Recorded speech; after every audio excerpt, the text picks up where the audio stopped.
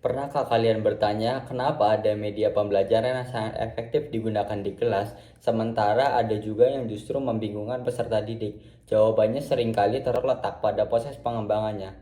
Dalam dunia teknologi pendidikan, keberhasilan sebuah media pembelajaran tidak hanya bergantung pada desain visual yang menarik, tetapi juga pada model pengembangan yang sistematis. Salah satu model yang sering digunakan adalah model EDDA. EDDA merupakan singkatan dari Analysis, Design, Development, Implementation, dan Evaluation. Model ini menjadi kerangka kerja penting bagi pendidik, instructional designer, maupun pengembang media pembelajaran untuk memastikan produk yang dibuat benar-benar sesuai dengan kebutuhan belajar. Pada video ini, kita akan membahas secara lengkap terkait apa itu model EDDA, tahap-tahapannya, kelebihannya, kekurangannya, serta penerapannya dalam pengembangan media pembelajaran modern. Salah satu model yang sering digunakan adalah model EDDA. EDDA merupakan singkatan dari Analysis, Design, Development, Implementation, dan Evaluation.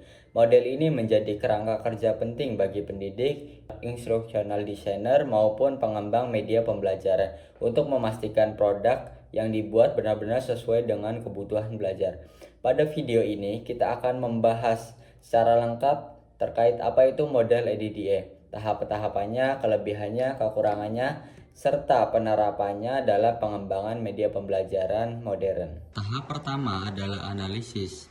Pada tahap ini, pengembang mengidentifikasi karakter peserta didik, tujuan pembelajaran, permasalahan pembelajaran, kebutuhan media, sumber daya yang tersedia.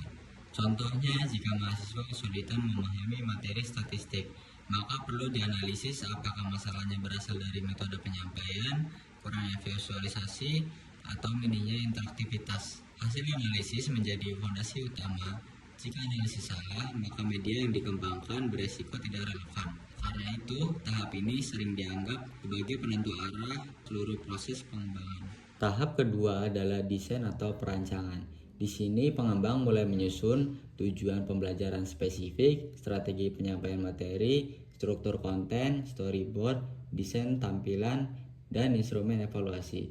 Misalnya jika media berupa video interaktif pembelajaran, maka pada tahap ini ditentukan urutan materi, gaya visual, penggunaan animasi, hingga evaluasi seperti kuis. Desain yang baik harus berorientasi pada pengalaman belajar pengguna, bukan sekadar estetika. Artinya, media harus mudah dipahami, menarik, dan mendukung ketercapaian tujuan pembelajaran. Tahap ketiga adalah development atau pengembangan. Pada tahap ini, rancangan mulai diwujudkan menjadi produk nyata. Aktivitasnya meliputi produksi media, pembuatan video, pengembangan aplikasi, penyusunan modul, validasi ahli, dan revisi produk.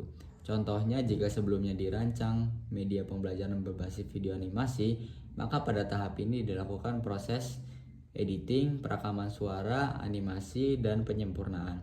Biasanya produk awal diuji oleh ahli materi maupun ahli media sebelum digunakan secara luas. Tujuannya agar kualitas isi dan teknis benar-benar optimal. Tahap keempat adalah implementasi. Ini adalah proses penerapan media kepada pengguna sebenarnya. Media yang digunakan dalam pembelajaran baik di kelas, online maupun blended learning pada tahap ini penting untuk memperhatikan respon pengguna, kemudahan penggunaan, efektivitas penyampaian, kendala teknis. Misalnya, media pembelajaran diuji cobakan kepada mahasiswa teknologi pendidikan. Di sini dapat diketahui apakah media benar-benar membantu atau justru perlu penyesuaian lebih lanjut. Tahap terakhir adalah evaluasi. Evaluasi dilakukan untuk menilai efektivitas media yang telah digunakan. Evaluasi dapat berupa penilaian hasil belajar, umpan balik pengguna, evaluasi formatif, dan evaluasi sumatif. Evaluasi formatif dilakukan di setiap tahap untuk perbaikan berkelanjutan, sedangkan evaluasi sumatif dilakukan setelah implementasi untuk menilai hasil keberhasilan keseluruhan. Tahap ini sangat penting karena tanpa evaluasi kita tidak dapat mengetahui apakah media benar-benar berhasil mencapai tujuan pembelajaran. Dengan evaluasi, pengembang dapat melakukan revisi agar produk semakin berkualitas. Model EDDA memiliki sejumlah kelebihan diantaranya sistematis dan terukur, mudah dipahami, fleksibel digunakan di berbagai konteks, berorientasi pada kebutuhan peserta didik, meminimalkan kesalahan pengembangan. Namun EDDA juga memiliki kekurangan, yaitu membutuhkan waktu yang relatif lebih lama.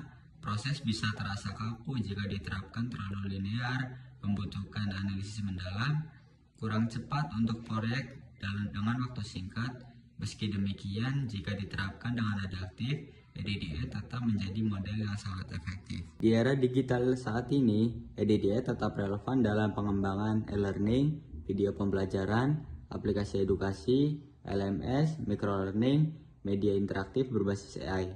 EDDA membantu memastikan bahwa teknologi pendidikan tidak hanya canggih secara teknis, tetapi juga efektif secara pedagogis. Dengan demikian, EDDA bukan sekadar model lama, melainkan fondasi penting dalam inovasi pendidikan modern. Sebagai kesimpulan, model EDDA adalah pendekatan pengembangan media pembelajaran yang sistematif melalui 5 tahap utama, yaitu analisis, desain, development, implementation, dan evaluation. Model ini membantu peserta didik dan pengembang menciptakan media yang terarah, efektif, dan sesuai dengan kebutuhan belajar. Bagi mahasiswa teknologi pendidikan, memahami EDDA bukan hanya penting secara akademik, tapi juga menjadi bekal profesional dalam merancang solusi pembelajaran di masa depan.